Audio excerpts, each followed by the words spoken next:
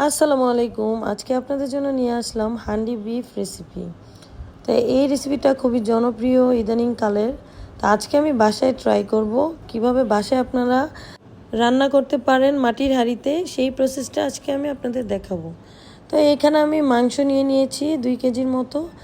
এখন দিয়ে দিলাম আদা রসুন বাটা আর সাথে আস্ত কিছু মশলা অ্যাড করে দিয়েছি।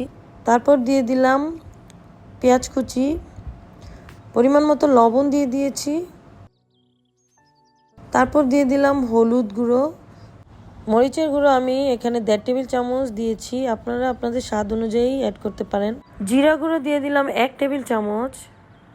এখন দিয়ে দিব ধনিয়া গুঁড়ো 1 টেবিল চামচ, সরিষার তেল দিয়ে দিলাম। এখন ভালোভাবে মাখাতে হবে, খুব সময় নিয়ে ভালোভাবে মাংসগুলো মাখাতে হবে যাতে করে মশলাগুলো মাংসের গায়ে ভালোভাবে মিশে যায়। এখন আস্ত রসুন দিয়ে দিলাম 3টা। এখন আমি ম্যারিনেট করতে 3 ঘন্টার জন্য রেখে দিব। অন্যদিকে আমি একটা মাটির হাঁড়ি নিয়েছি, এই যে আপনারা দেখতে পাচ্ছেন। মাটির হাঁড়িতে সরিষার তেল গরম করে ভালোভাবে দিয়ে দিচ্ছি, ঘুরিয়ে ঘুরিয়ে ভালোভাবে চারো সাইড লাগিয়ে নিলাম। এখন আমি ম্যারিনেট করা মাংসগুলো দিয়ে দিচ্ছি। এই তো সম্পূর্ণ মাংসগুলো দেওয়া শেষ মাটির হাঁড়িতে। মাংসগুলো সব দেওয়া হলে এখন আমি আটার একটা খামির নিয়েছি, এইরকম করে চারো সাইডে দিয়ে দিব। এই তো দেওয়া শেষ। এখন উপর দিয়ে ঢাকনাটা ঢেকে দিলাম, মানে এটা দমে রান্না হবে।